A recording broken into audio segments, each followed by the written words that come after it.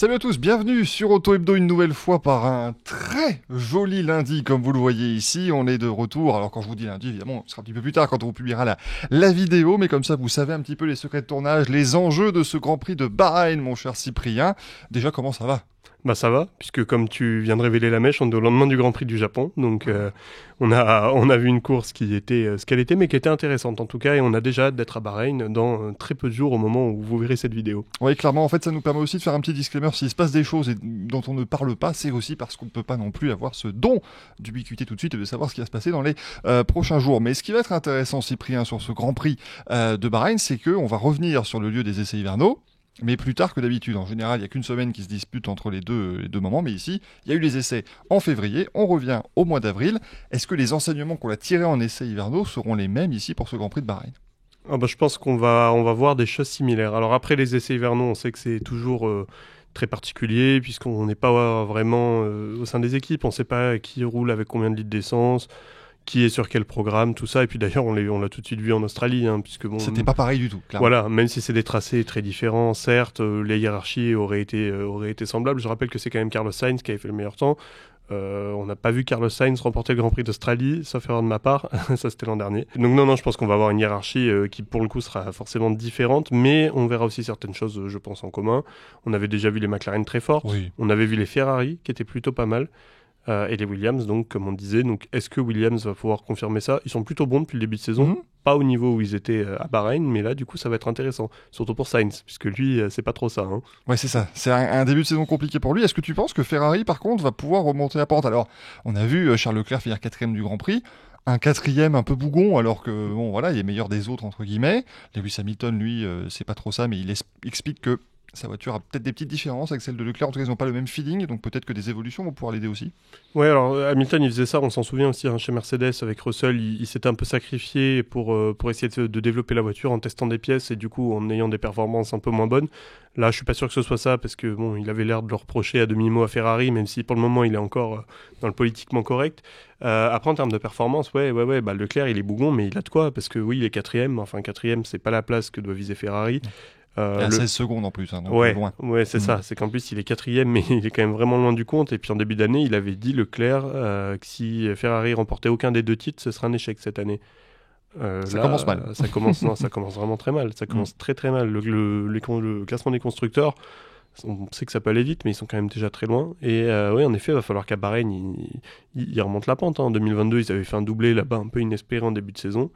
C'est un circuit qui leur réussit plutôt pas mal, il faudrait qu'il le confirme. Et puis pour Hamilton aussi, parce que malgré son beau segment sprint en Chine, victoire et pole, hein, on s'en souvient, en Grand Prix c'est plus compliqué pour le moment. Il est quand même dominé par Leclerc globalement. Ce week-end, tu l'as dit, c'était pas top, donc il va falloir aussi qu'Hamilton il lance un peu son aventure en rouge. Alors une équipe qui avait réussi à Bahreïn à nous mettre un petit peu dans le doute, c'était As. On les avait vus loin, largués, et on se disait non mais vous inquiétez pas, ils ont de l'essence, voilà. On prépare plutôt la course plutôt que de se concentrer sur les qualifications. L'Australie est arrivée, ils étaient largués. La Chine est arrivée, Esteban Ocon finit 5ème, Oliver Berman 8ème après les différentes disqualifications. Et puis le Japon, Esteban Ocon est relativement nulle part le samedi et le dimanche, mais par contre Oliver Berman finit dans les points. Est-ce que tu penses que ce Grand Prix de Bahreïn peut un petit peu nous clarifier cette énigme qu'est l'équipe As depuis le début de saison ? On l'espère, parce que c'est un très bon mot que tu as employé. C'est vraiment une énigme. En fait, c'est As, ils font un peu partie de ces équipes de la deuxième partie de tableau qu'on a vraiment du mal à classer. En fait, c'est un peu comme Sauber, comme Aston Martin. C'est que des fois, il y a des coups d'éclat, et puis le week-end d'après, c'est complètement à côté. Enfin, ils sont complètement à côté de leur pompe. Là, en effet, Ocon, c'était quand même assez inquiétant. Ce week-end, il était vraiment pas dedans. Il avait pas l'air plus inquiet que ça. Hein. Il avait l'air de dire qu'il avait aussi testé des choses un peu différentes. Berman, c'était plus positif, tu l'as dit. Mais enfin, quand même, les essais de Bahreïn, moi, j'avais un peu la même lecture que toi. C'était que je me disais, bon, une équipe qui cherche pas à faire des tours chrono, c'est une équipe qui est sûre de ses forces, qui est sûre d'elle et qui a pas, voilà, qui veut pas se montrer parce qu'ils savent qu'ils ont une bonne voiture. Puis c'était plutôt le discours qu'on entendait. Là, on commence à se dire, en fait, c'était peut-être juste une équipe qui était vraiment loin de la concurrence et on l'a vu en Australie et j'ai peur qu'on le revoie Bahreïn du coup forcément parce que c'était quand même pas top et leur début de saison est globalement pas bon. C'est peut-être même une des équipes, voire l'équipe qui a le moins de performance depuis le début de la saison. Ils ont plus de points qu'Alpine, mais en termes de performance, ils sont moins bons qu'Alpine paradoxalement. Donc c'est vrai que c'est un peu inquiétant pour eux. Ouais, en l'étant, mais en étant aussi parfois meilleur. Donc c'est difficile à lire. On va voir si ça va se... Juste un petit mot sur cette deuxième partie de tableau quand même. C'est dommage que ce soit pas la tête de la course qui soit comme ça, qu'on ait comme l'an dernier, parce que ça rappelle vraiment la tête du plateau l'an dernier en fait, où on avait justement ces changements de hiérarchie. Ça change sans arrêt, ça se bat, un coup ça va très bien, un coup ça va mal. Ouais, c'est... Les Mercedes qui étaient en haut top, qui après étaient cinquième. Enfin, on n'arrivait pas vraiment à trouver une hiérarchie globale, et là c'est un peu pareil dans la deuxième partie de plateau. C'est quand même plaisant à suivre ça, même si devant pour le moment on voit qu'il y a quand même une équipe qui se détache et un pilote qui se détache. Verstappen et les McLaren évidemment. C'est ça, au moins l'avantage, il y a un pilote d'une autre équipe qui permet de venir faire un petit peu les choses, et de changer un petit peu les choses là-dedans. Pour terminer, alors une énigme, malheureusement pas vraiment Aston Martin, aujourd'hui, voilà, on les voit en fait dans une situation très compliquée. Alors Lance Stroll a été superbe sur les 2 premiers Grands Prix, il faut savoir le dire quand il fait des très bonnes choses, et puis il a été 20e, dernier aux qualifications en course, il est arrivé en conférence de presse, en tout cas devant les médias, souriant, dire non mais écoutez voilà, bon, dernier, j'ai fait ce que j'ai pu. Il n'y a pas de combativité, et Alonso pour l'instant ça ne gueule pas vraiment, mais ça risque d'être le cas, il a au moins fini un Grand Prix, ce qui était déjà une chose qu'il n'avait pas connue en 2025. Je sais pas, est-ce que pour toi c'est l'arrivée d'Adrian Newey qui se fait dire que allez, c'est pas grave si on jette cette saison à la poubelle, ou alors vraiment, ils sont vraiment perdus? Non, je pense que cette saison, il voulait vraiment l'acheter à la poubelle. Maintenant, je pense que Stroll, ça lui fait ni chaud ni froid, comme tu l'as dit. Ce mec est... Mais je trouve ça dingue quand même. Enfin, mais ce mec est une énigme absolue. Je veux dire, il a quand même la chance de faire partie des 20 pilotes les plus heureux du monde, je pense quand même.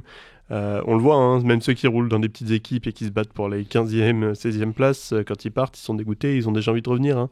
Guan Yu Zhou, il a passé l'année en queue de peloton et là il se bat pour revenir chez Cadillac. Et Stroll, il bouffe une place pour rien. Donc ce mec, c'est une énigme. Moi, franchement, ça me fait de la peine de voir ça, de voir un gars autant détaché qui en effet s'en fout complètement de finir dernier. Lui, de toute façon, il a sa place assurée, voilà. Et Alonso, c'est un peu l'inverse. C'est qu'Alonso, lui, on sait que c'est plutôt un combatif qui aime pas se contenter de ces places-là, mais on le sent résigné. Et je pense que Alonso, au-delà d'être résigné, il a été convaincu par le projet d'Aston Martin. Et je pense que ce qu'on lui a vendu, c'est on mise tout sur 2026 et en 2025, tu prends ton chèque. Et tu bouffes ton pain noir, voilà, tu te contentes de ce pendant que tu peux faire. Pendant 24 Grands Prix, ça va être long. Ça va être long. Encore une fois, il y a pire comme boulot. Hein, bien sûr, franchement. Oui, bien sûr. Même si, bon, là, c'est vrai que c'est quand même très compliqué. Tu l'as dit, il n'avait toujours pas fini un Grand Prix avant le Japon ce week-end. Donc, bon, au moins, c'est fait. Mais enfin, c'est encore pas dans les points. 12e, si je dis pas de bêtises. Ouais, c'est 11e, à quelques secondes des points d'Oliver Berman. Mais ouais, c'était pas... En fait, quand je cite les pilotes, c'est presque plus pour montrer ça d'un point de vue global de l'équipe. C'est-à-dire qu'effectivement, Alonso et Stroll, c'est pas les plus à plaindre. Oui, on les envoie parader à l'autre bout du monde, rentrer à 300 km/h de virage. Eux, ils s'éclatent bien. Mais moi, j'ai une pensée pour les mécaniciens de l'équipe, pour qui ils doivent le savoir que c'est une année qui va pas vraiment compter pour eux d'une certaine manière, et qu'eux vont devoir faire le shift, vont devoir faire les 24 Grands Prix, des horaires à rallonge, des choses, en se disant... J'espère vraiment que l'an prochain ça va le faire, parce que sinon là ça peut être vraiment très compliqué pour tout le monde. Je pense que si Aston Martin pouvait déclarer forfait pour l'année sans perdre de l'argent, en touchant toujours les mêmes subventions, enfin les mêmes revenus à la fin de l'année et tout, ils le feraient, parce que je pense qu'ils savent que c'est une année achetée à la poubelle. Il y aura à mon avis pas ou très très peu de développement, et du coup en effet comme tu dis pour tous les salariés et tout, ça veut aussi dire se concentrer sur 2026, mais avec aucune garantie, en fait, avec aucune garantie de performance. Aston Martin, c'est un projet qu'on nous vend, qui est très ambitieux. Moi, je suis prêt à y croire. Ils ont une nouvelle soufflerie, quand même, qui est la plus perfectionnée de Formule 1, une nouvelle usine. Ils ont Adrian Newey. Bon, ils ont quand même beaucoup d'arguments à faire valoir. Puis ils ont aussi recruté d'autres personnes à travers les équipes. Cardile, notamment, qui est arrivé de chez Ferrari. Donc... il y a quand même des arguments. Maintenant, 2026, en fait, quand vous écoutez les équipes, tout le monde mise dessus. C'est ça. Voilà. Gasly vous dit qu'il veut être champion du monde en 2026 avec Alpine et qu'il y croit. Sainz vous dit pareil chez Williams. Vous écoutez Ferrari, évidemment, c'est là où ils vont revenir au top. Mercedes, on nous parle depuis des mois et des mois de leur moteur qui serait apparemment largement supérieur pour qu'au final, on revienne peut-être à des V10. Donc, en fait, tout le monde nous parle de 2026 avec une ambition folle, ce qui est normal. Mais enfin, il y a que 10 places, il y a 10 places sur la grille, il faudra un 10e. Donc, Aston Martin, même s'ils sont, j'ai une bêtise, 3e par exemple, qui font quelques podiums, tout ça, comme en 2023, ce sera pas assez par rapport aux objectifs. Et puis bon, Lawrence Stroll, il a peu de patience. Alonso, encore moins. Alors ça, oui, Alonso, il a cette façon que 2026, où c'est bête, où il y a sa 33e victoire et il est champion du monde, où il continuera pas en Formule 1. Je le vois mal continuer encore 2-3 ans derrière.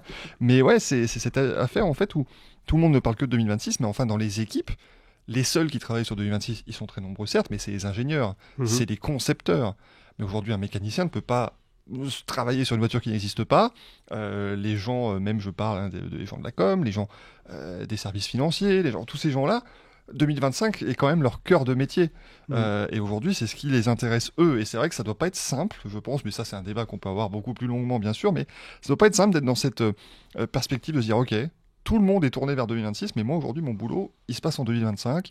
C'est pas toujours la bonne chose. Et c'est là aussi où les patrons d'équipe, ils doivent réussir dans ces équipes-là à jauger le moral de leurs troupes, à dire, bon, voilà, vous avez quand même fait de votre mieux, et à réussir à dire tout ce qui est positif sur 2025 avant de se concentrer à l'an prochain. Et un dernier mot juste sur le sujet, je trouve aussi que c'est là où les pilotes ont un rôle important. C'est-à-dire qu'un Lance Stroll qui a ce côté je m'en foutiste, qui, comme tu dis, fait 20e en qualif, 20e en course, et qui ne semble absolument pas perturbé après la course, ça envoie quel message aussi aux gens qui bossent, comme tu dis, jours et nuits. Parce que Stroll, on le connaît aussi, c'est pas impossible qu'il sorte la voiture au cours de l'année et que du coup ses mécanos bossent toute la nuit pour lui réparer, pour qu'il joue du coup certainement en plus des positions indignes de ce que vise Aston Martin. Donc ça envoie quand même un mauvais message. On se souvient qu'il avait bousculé un mécano après une séance, là, il y a quelques mois aussi.